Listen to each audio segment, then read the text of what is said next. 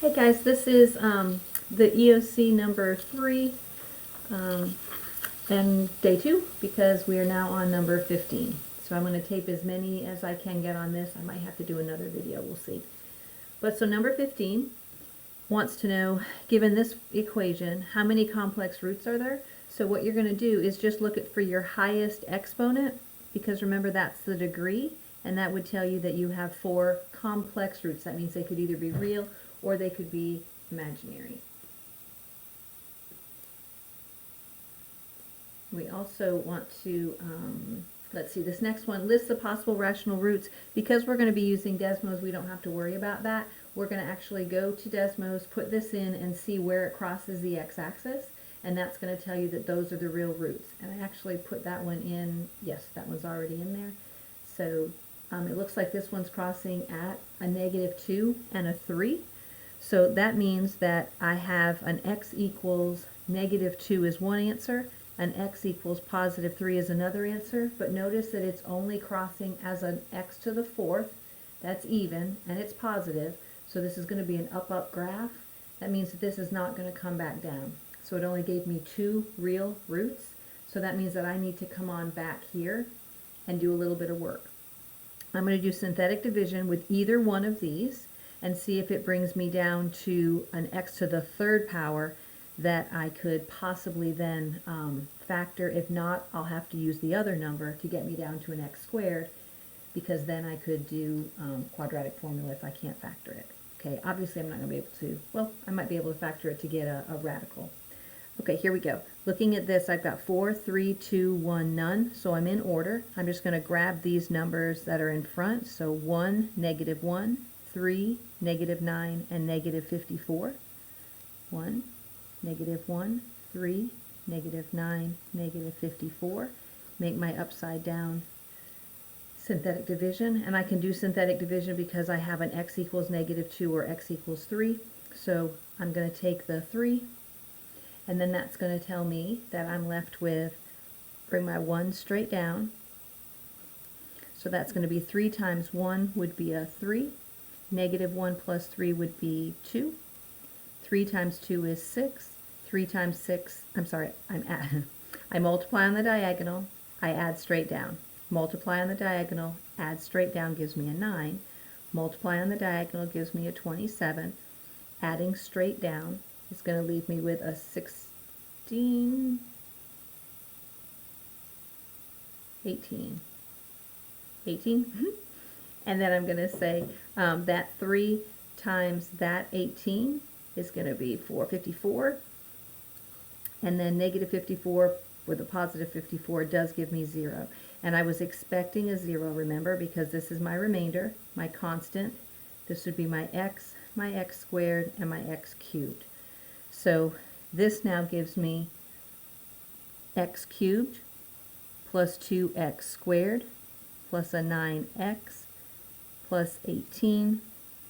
And I can ask myself, I don't see a GCF. I could try to factor this and see if I can factor by grouping. Or I can just do another synthetic division with the -2. Either way would work. I'm going to try to see if I can factor first. I can take out an x squared here. That would leave me with an x plus 2. I can take out a 9 here, and that's going to leave me with an x plus 2. So this did factor by grouping, leaving me with an x squared plus 9 is one factor, and an x plus 2 is the other factor. Well, look, that's going to be x equals -2. That's what we had right here, right? We already knew about that one. So this is the part right here that I need. Well, x squared equals -9 if I bring that to the other side, because this was really, I guess I skipped a step there. X squared plus 9 equals 0. If I subtract 9 from both sides, x squared is going to equal a -9. Now I can take the square root of both sides, and that would be x equals a positive or a negative square root of -9. We're going to rip the I out, and that's going to be x equals positive or negative I, and the square root of 9 is 3, so that would be a positive or negative 3i. So my answer to this question would be to find all the zeros. X equals -2, x equals 3. That came from Desmos. And then x equals a positive 3i and also a negative 3i. So 1, 2, 3, 4, those are our 4 answers. They want to know how many of those solutions are real. Well, I've got 2 real right here, and I have 2 imaginary. So I have 2 real, I have 2 imaginary. Are there any multiplicities? Nothing repeated, so there were none. We did not have any multiplicities. All right. Number 16, Sam can paint a room. This is one of those work problems. Sam can paint 4 rooms in 7 hours. So the job they're doing over the time it takes, that's Sam. Jack can paint those same 3 rooms, so the rooms on the top, hours times on the bottom. How long will it take them to paint 10 rooms together? So they're going to be added together, and they want to do 10 rooms, but I don't know that time. It does say to the nearest tenth of an hour, so when I get my answer, I'm going to have to go back and do it to the nearest tenth of an hour. Well, again, Desmos, right? There's no letter here, so I'm going to put all of this as y equals in box 1, and I'm going to put this in box 2, but you're going to see I'm going to change that to an x. All right, let's see if I can open up my Desmos again and go ahead and type in the y equals 4 divided by 7 plus 3 divided by 5. And then I come to my equal sign, and then 10 divided by, and again, I'm going to put it in as an x. So then I'm talking about time here. Time cannot be negative. I can't go back in time. So I am going to look over here, and I can see there is my answer. I'm looking for the x value, which represents time in this case. So the answer to this question would be my time is going to equal 8.537. But it does say to the nearest tenth. So I'm going to look at that 3. The 3 is not going to change that 5. So my answer is actually going to be t equals 8.5, and then it would be hours because that's the same time that we were talking about. So again, using Desmos to see where they crossed, I ignored the negative answer because I'm talking about time. Number 17, which function does not have a set of real numbers as its domain? Remember, those are your x's. So I want to know which one is not going to be a constant graph, a nice flowing graph. So which one's going to have a break in it? Usually we look for division by 0. So that's going to be my answer right here, because if I put in an x equals -6, then -6 plus 6 equals 0, I would be dividing by 0, and I can't do that. So that means that my x cannot equal -6, so there's going to be a break in this graph. You can actually put all of these graphs in, and you're going to see that this one, which is x to the 5th minus 9, is going to be a graph that's going to do something like that. Your absolute value graphs, again, are going to go like that. Notice no breaks, no gaps. And then your sine, as we've talked about those sine curves, they just keep going up and down, and that's not going to have a break in it either. This is going to be the graph that's going to have that break. And if you need to see that, you could put all of these in Desmos one at a time to look and see if there's some sort of a break in that graph. So this said, I'm going to put my division first. So then x plus 2, and then it was an x plus 6. And you can see right there at -6, there's a break in this graph.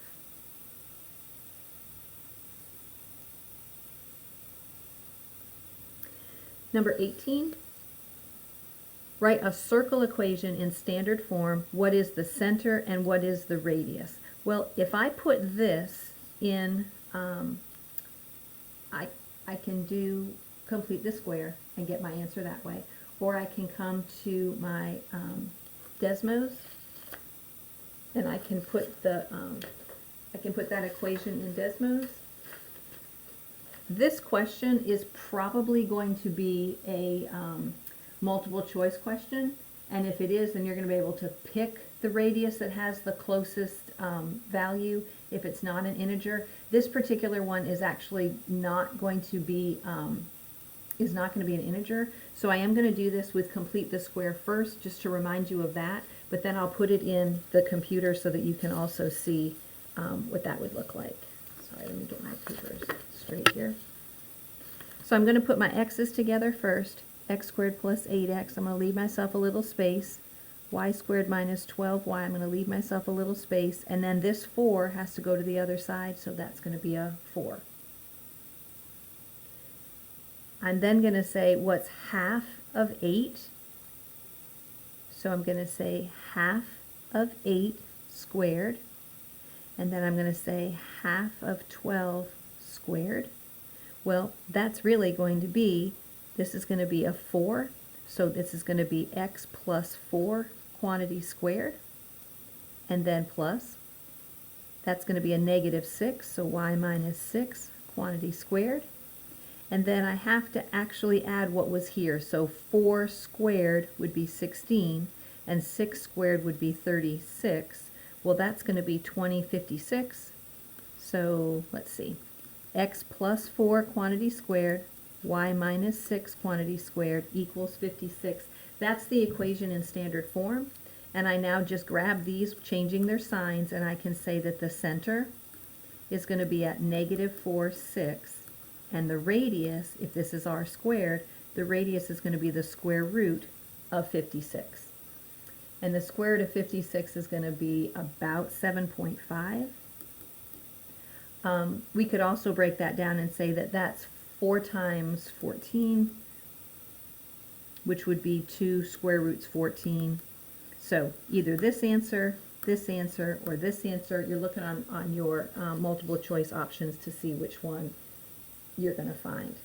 Repeating again, I put my x's together, saved a blank, put my y's together, saved a blank, but then remember you have to take half of b. Well, the b is the 8, so I took half of that and put it in here as squared. Take half of the 12 with its sign, put it in here, quantity squared. But then for your radius, you actually have to do the whole squaring part, right? So this is going to be the 4 squared that I added to this side, have to add to this side, because those are those blanks that I put here. I have to have that same blank here. 8 divided by 2 squared, which is 4 squared is 16. I put the blank here. That's going to be a negative 12 divided by 2 quantity squared, which is a negative 6 squared is 36. All right, but going back here to Desmos, again, because that's a square root of 56, this isn't going to play quite as nicely, but if it was multiple choice, you'd still be able to figure it out.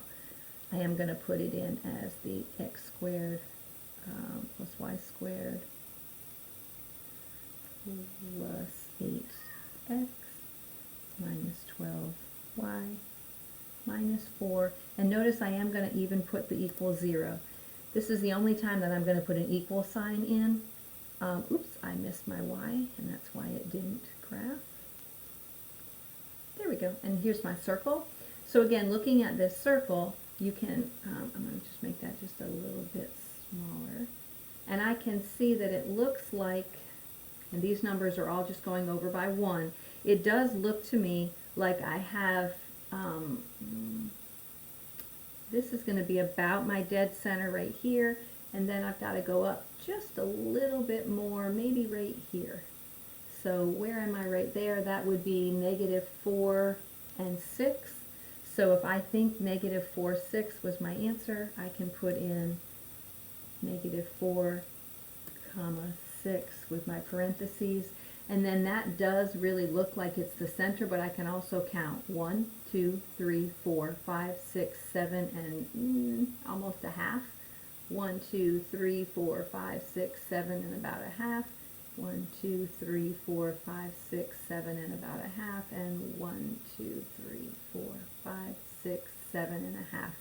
And again, remember how we had said when we worked this out that we got the square root of 54, and that square root of 54 is about 7.5 on your circle. All right, that was 18. So now back looking at number 20. Go on screen. If the vertices of a triangle are at 0, 0, 3, 3, 1/5. What is the volume in cubic units of the figure created by rotating a triangle? Well, when I rotate a triangle, I get a cone. So they want me to find the volume of a cone. The volume of a cone, cone comes to a point, so it's 1/3. Capital BH, well, the base of a cone is a circle, so pi r squared h. That's the formula. So I'm going to need to know what the radius and what the height is to be able to solve this problem. I'm going to go ahead and plot those points. 0, 0, 1, 2, 3, 1, 2, 3, and 1, 1, 2, 3, 4, 5. Then remember, we're going to try to draw those in as best as we can.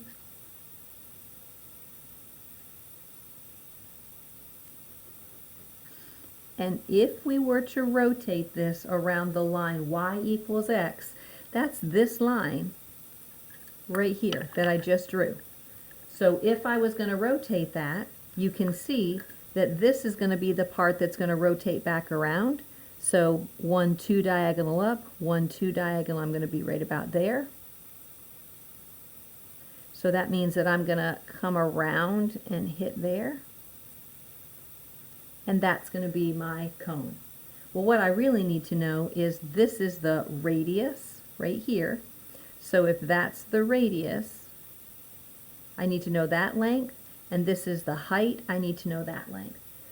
So this is when we actually took that and figured out, okay, well, let's do a right triangle, and that's going to give me coming over 1, 2, and coming down 2. So over 2, down 2, and this is going to be my r squared. So I say 2 squared plus 2 squared equals r squared. 4 plus 4 equals r squared. My r squared is going to equal 8, and that's what I'm going to put in right here. Then I'm going to come back and find my height. Well, that's this line right here. So it looks like I have to come down like that. I'm going to come over 1, 2, 3. I'm going to go up 1, 2, 3. So this is a 3, 3, and my height. Well, 3 squared plus 3 squared equals h squared. 9 plus 9 is 18. So the square root of 18 is going to be my height. So when I put that in, this is going to be the volume, is going to equal 1/3 pi r squared, which is 8, and height, which is the square root of 18. And then if I actually just put that in my Desmos, I can come back here and put that in Desmos real quick. Now if they wanted a decimal answer, I would put pi in. If they want pi in my answer, and I'm going to know that because if it's a multiple choice, I'm going to actually see pi as my answers. And then I'm going to multiply that by the square root of 18. All right, so it looks like this is an 11.3. Again, I'm not going to do a decimal unless if I'm going to do that, I might as well just put pi right here. And I can do that, right? If I just stick a pi in there, then that means that this answer is going to be about 35.5 or 35.54, however you wanted to do it.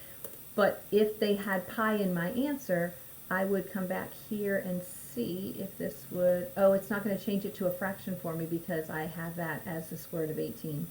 Gotcha. Okay, so then in this case, I would go ahead and put that pi in there and have that be my answer. Or I would have come back and I could have said, let's go back to this page and we can work it out algebraically. So this was that answer that we just got there that was about 35.5. If I come back up here, 1/3, I'm going to kind of leave that pi off the side here. The pi, the 1/3 times the 8, and then this is going to be the square root of 9 times the square root of 2. Well, that's going to be 1/3 times 8 times 3 times the square root of 2. These 3's are going to cancel.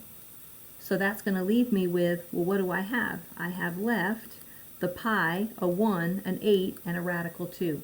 So 8 pi square root 2 is another answer that you could get for that. What I would do if this was a multiple choice question and I saw 8 pi square root 2, I would have put the answer, what I had back up here, 1/3, 8 times the square root of 18. I would have put that in my Desmos, and I would have put 8 times the square root of 2. All right, come back here. Let me get rid of those. I would have put in 8 times the square root of 2, and I'd see that that's the same answer. So this is without pi, this is without pi, so if I put pi in there, that would be that same answer that we were just looking at, which is 8 pi square root 2. Number 20, David plans to cover the floor of his room with a new material. The floor is an isosceles trapezoid with bases 13 and 19. All right, so here we go, 13, 19. The sides are 5. But remember, we need this to be the height. That was the trick to this. The floor of the isosceles trapezoid, whose bases were 13 and 19 and had sides of 5 feet. Each piece of new material has an area, so I need to remember that. So one tile or material, whatever I'm putting down on that floor. So this is going to equal the piece, the area of one piece. So I need the area of this trapezoid, and the area of a trapezoid is going to be, I'm going to take my base 1, add it to my base 2, cut it in half because it's the average of my bases times the height.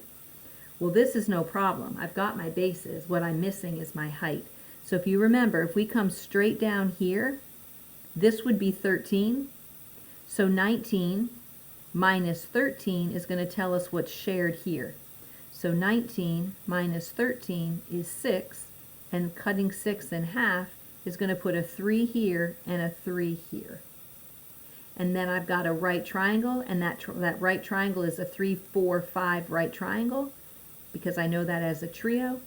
So my height is 4. I can solve this problem. If you didn't recognize that it's a 3, 4, 5 triangle, then we're trying to figure out what h is, and you would say a squared plus h squared equals c squared. A squared plus b squared equals c squared. So 3 squared plus h squared equals 5 squared. 9 plus h squared equals 25. Subtracting that would be h squared equals 16. So my h would be the square root of 16, which is 4. We're going to go ahead and put those numbers in over here. And that's going to be, my area is going to be 1/2 13 plus 19 times, we just got a 4 for our height. And when I put that all in, and then that actually, I'm going to go back to Desmos and figure out what that would be. But technically, what I could also do right now is just say all of that divided by one piece to get my answer. But I don't want to do too much at one time to confuse you. So then I'm going to say my 13 plus 19, because that's 1/2 the sum of my bases times my height, and that's 64. And then remember, I'm going to say while I'm here, that 64 has to then be divided by one of the pieces, which was 1.7, and that means my answer is going to be 37, a little more than 37, 37.6, so you would have to purchase 38 of these things, this item, whatever we're talking about, tiles or flooring or whatever we're going to do. So let me come back and see, what did it say? It said, assuming the pieces of the new material can be cut, then this was, remember, we're going to say 64 divided by 1.7, and that was that 35, I forgot already, I'm sorry, I didn't write it down. 37.6, so I'm going to need to get 38 of those things.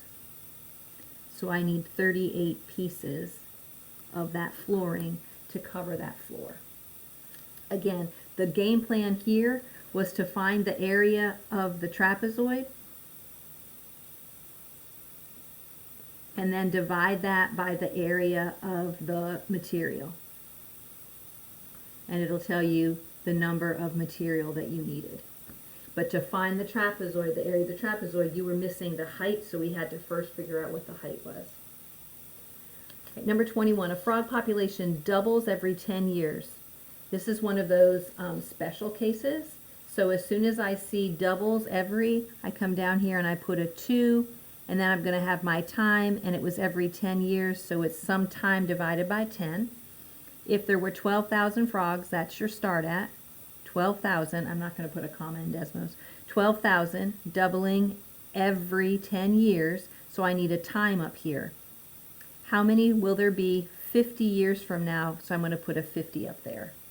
And then that's what I'm going to do. I put that straight in Desmos, literally like I see it, just evaluating that. So 12,000, doubling, and then it's going to be 50 divided by 10, and there's your answer. So it's going to be 384,000 frogs. Number 22, L is the in-center of a triangle. Well, remember our in-centers.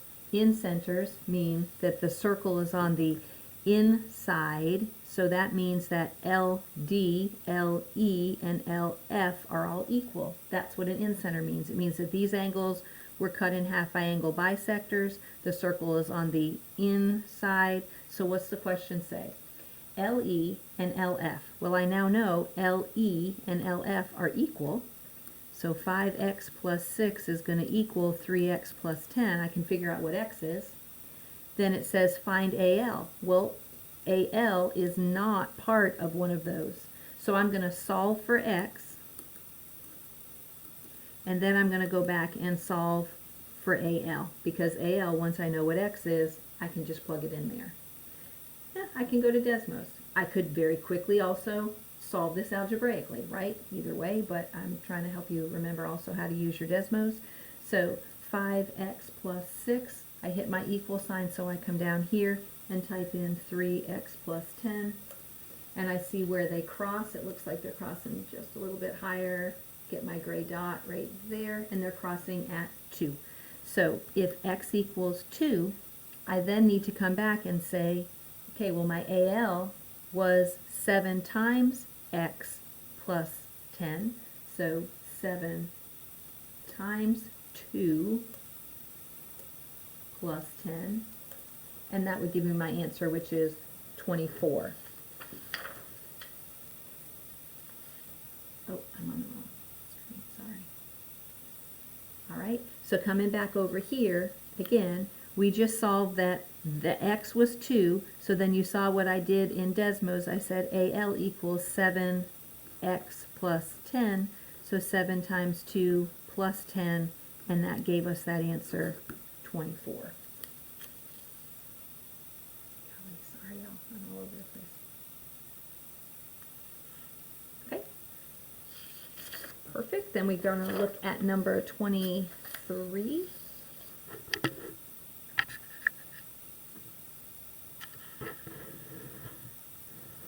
And my number 23 wants me to find LX.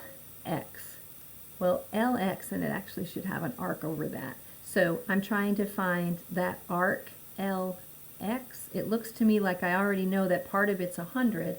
If I could figure out what this arc is, I just have to add them together. Well, lucky for us, it's a central angle, and the center angles are equal to their arcs. So adding those together, I'm going to say 100 plus 70, then this answer is 170 degrees, and that would equal the arc LX that we just found from L to X.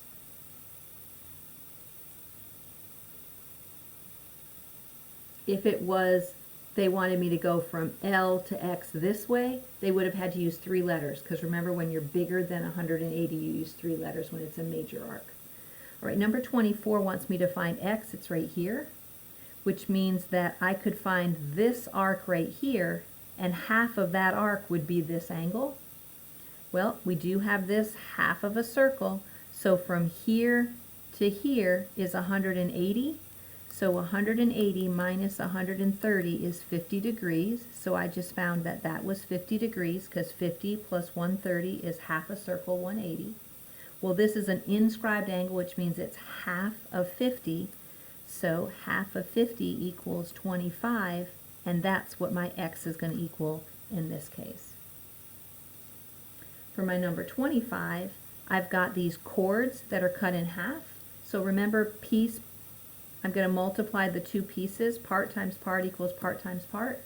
So I'm going to say the 7 and the 15 multiplied together are going to equal the 10 and the x multiplied together.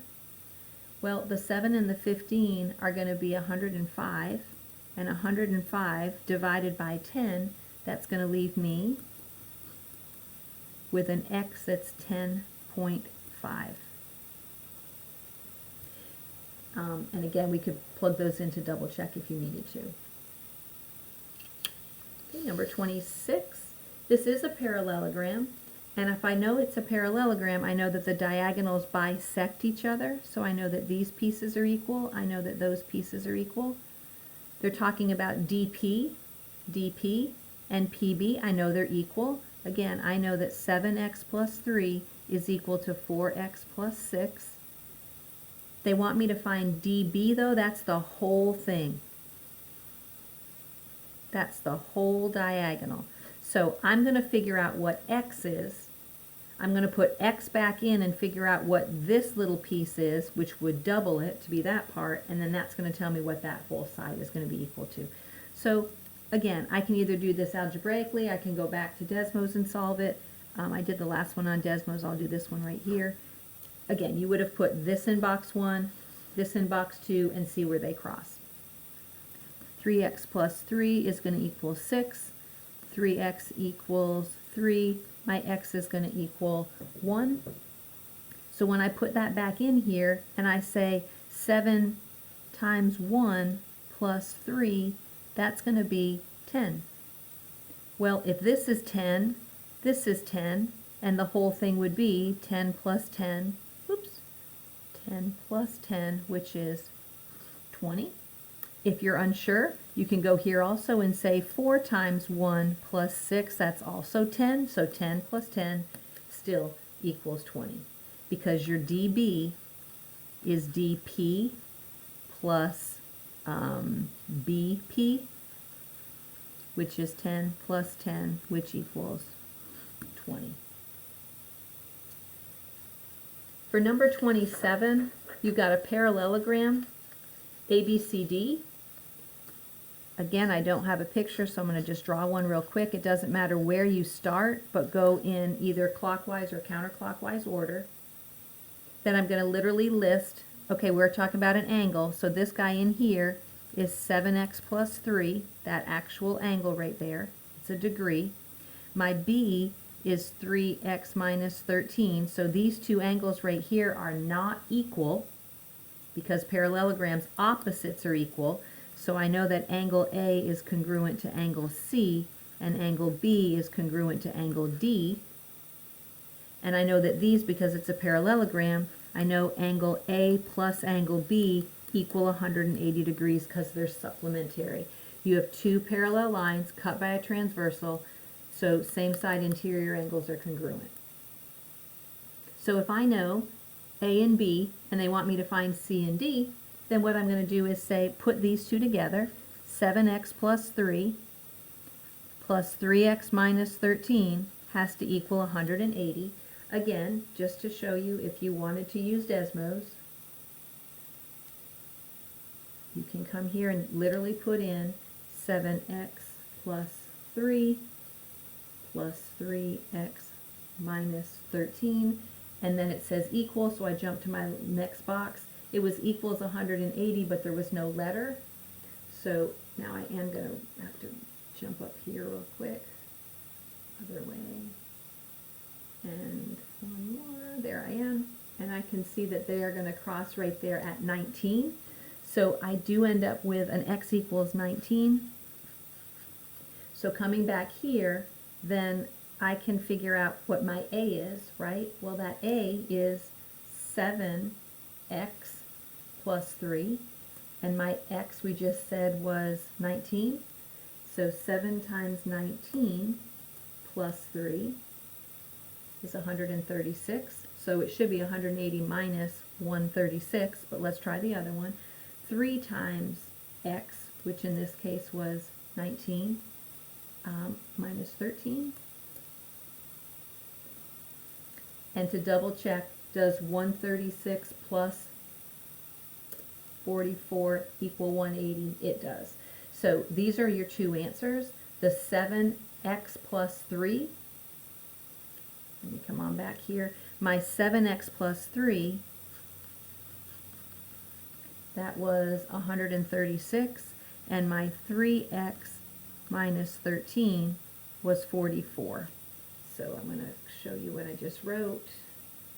So basically what we just did here is, you can see we figured out with Desmos that x was 19. When I put that 19 back into the first angle, which was angle A plus B equals 180, right? That's what we're doing because they're supplementary. Then this is the measure of angle A is 136 degrees, so the measure of angle C has to be 136 degrees. The measure of angle B was 44, so the measure of angle D has to be 44 degrees. So 136 degrees for C, 44 degrees for D. And again, that was showing you that your opposite angles are congruent. So AC, BD are equal. We put these two together, added them, and said that it had to be 180 degrees because they're supplementary angles. And I'm looking at number 28.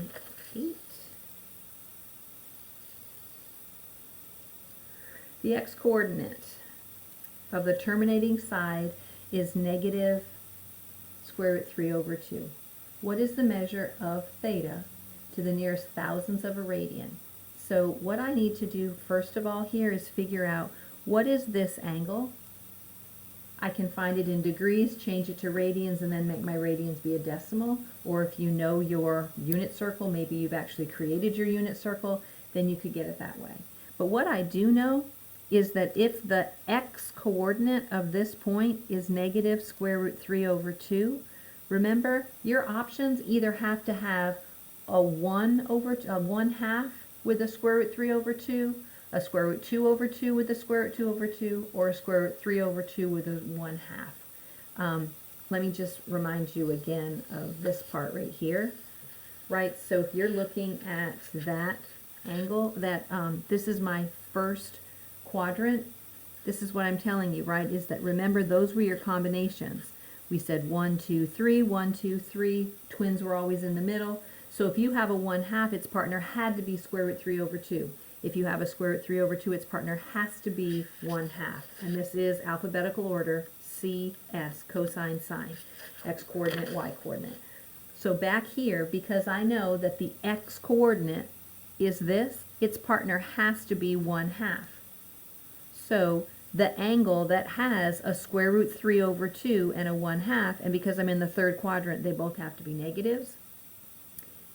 So I'm going to go back and think about that unit circle, or what I just had here. So which one of these fingers is going to bend back to give me an x coordinate 3 on the top and 1 on the bottom? It's going to be that finger. So this finger represents my 30-degree reference angle. So this is a 30 degrees, because remember playing tag, whoop, fastest back to the x-axis. If that's 30, then 180 plus 30, that's going to be my degree, which is 210. Remember, Desmos is not going to give me the degrees, or the coordinates on the outside, but it definitely is going to tell me what my radians to degrees and radians. I can switch those around. So I'm going to remind you about that. I'm going to come back here. Again, let's get rid of all of these. So I know that I'm looking for a 210-degree angle. So I want to have I'm going to go here to the circle part. I went to my wrench, go to the circle. I want to be in degrees, I am. And then here's my 210, and look, we're right, that definitely is in that third quadrant, right next to the 180 degrees. So keep your eye here, but change it back to radians, and that changes it to 7 pi over 6. And 7 pi over 6, remember they do want this answer written as a decimal. So I'm going to say, what is 7 pi divided by 6? And that changes that to about 3.66, and it said that wanted me to find it to the nearest thousandths. So there's my tenths, hundredths, thousandths. The 1 is not going to change. The 5, so that would be my final answer. Again, went to the wrench, changed it to the polar graph, degrees, radians, to check out how this 210 degrees became 7 pi over 6 radian, but then they got tricky and said, okay, well, what would that be as a decimal? So I just stuck that 7 pi over 6 in the calculator to change it to a decimal. Number 29, what is the area and the arc length of the section formed by a central angle of 110?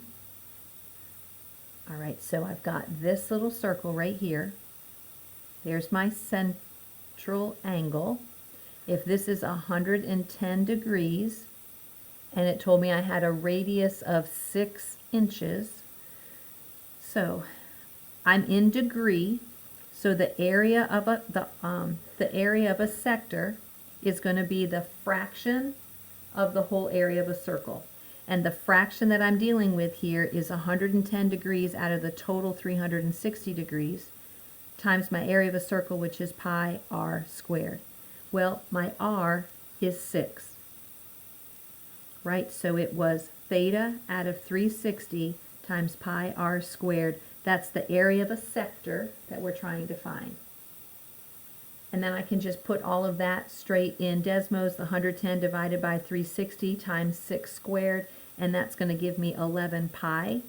I'm not going to take the time to do that because I think you guys can pop that in your calculator very quickly. Just put in 110 divided by 360 times 6 squared. Don't put pi in because pi is in your answer. Well, then the arc length formula, since you have a degree, the arc length formula,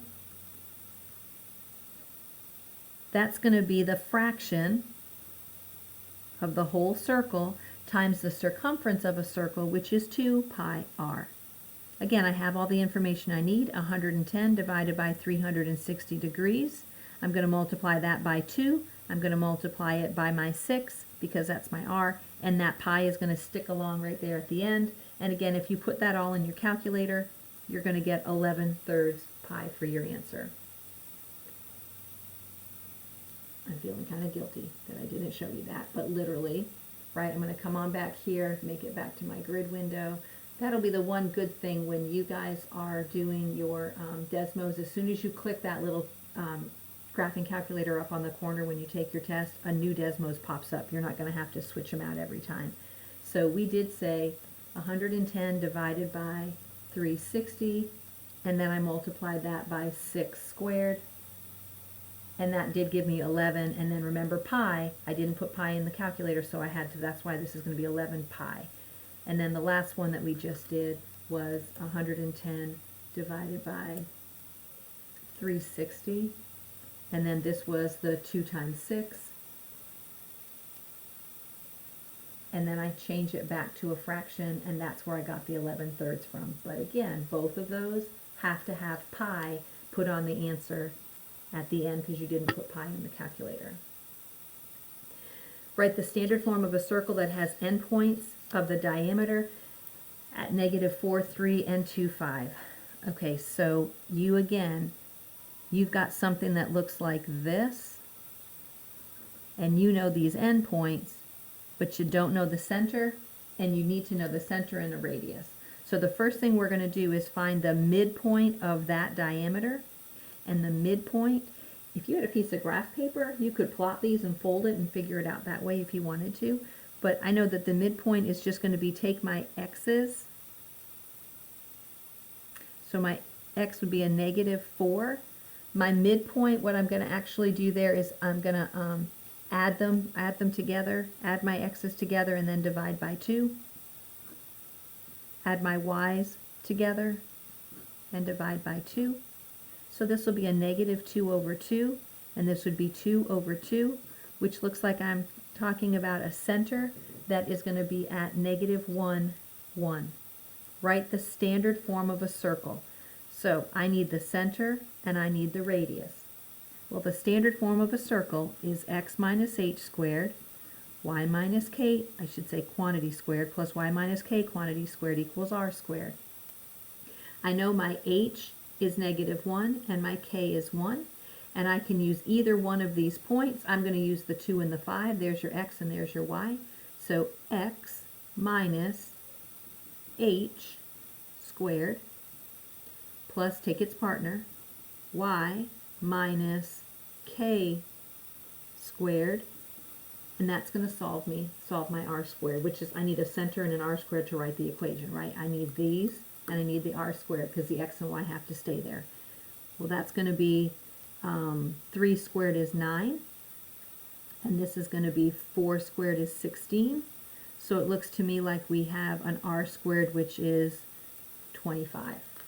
So I've got the information I need, and I write x minus, now remember, x minus h is -1, so minus a negative is going to become a positive. So this is going to be x plus 1, because it's always the opposite. And then y minus my k, which is 1, going to be the opposite. So I see a positive 1, I write a -1, quantity squared. And then that's going to equal my r squared. You just found r squared, and that's your answer. X plus 1 squared, quantity squared, plus y minus 1, quantity squared, is equal to 25.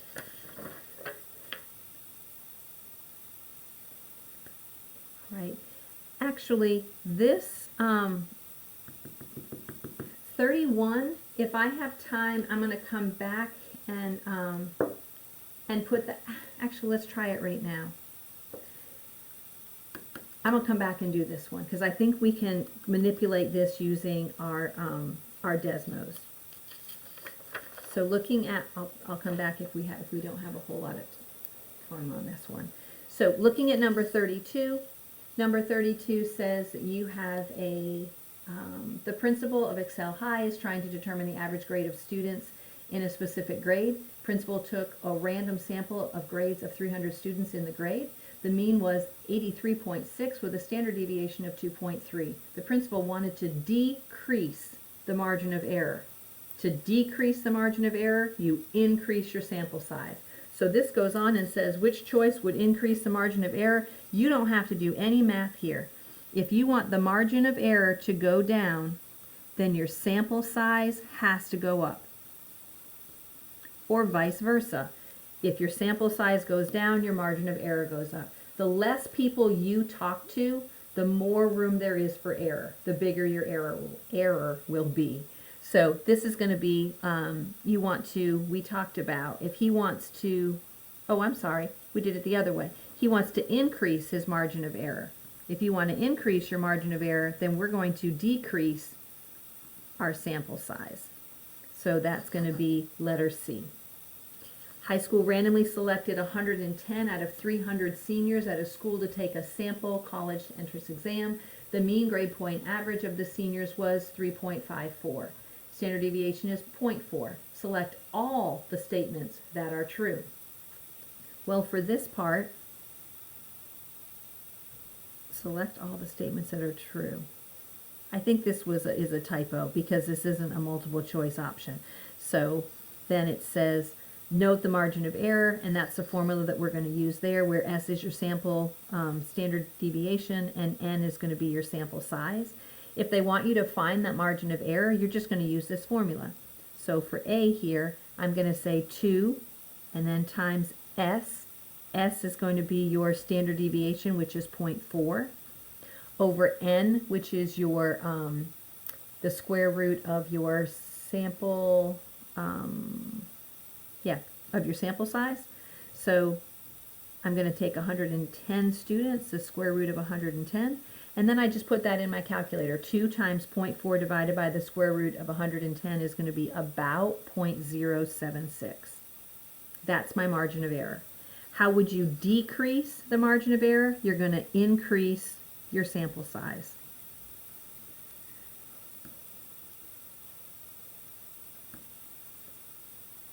Number 34, which method most likely is most likely to produce a biased sample of 10 students from a homeroom?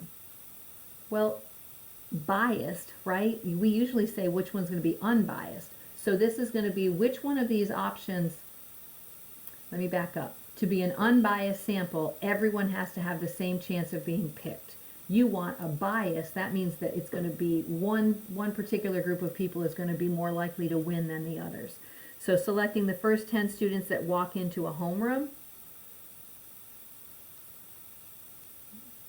which method is most likely to produce a biased sample of 10 students from a homeroom? Selecting the first 10 that walked into the homeroom, selecting the first 10 students with the highest grades, selecting the first 10 names out of a jar, selecting every second student that walks into the homeroom until you have 10 students. Okay, well, this one right here, selecting the 10 names out of a jar, is going to be the best way to get, that's the most unbiased answer. This one, right, that's just a random, a simple random.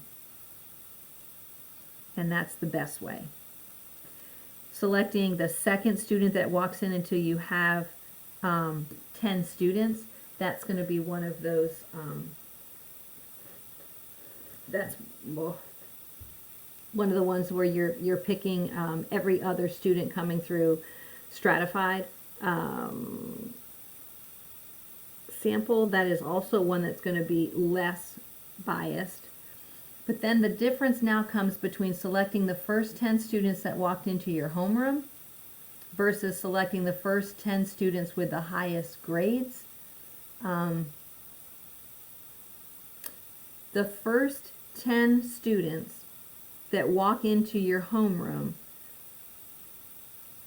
is actually going to be more random than picking the first 10 students that have the highest grades, because here you're literally, they've got to be one of the first ones and they have to have these highest grades coming in.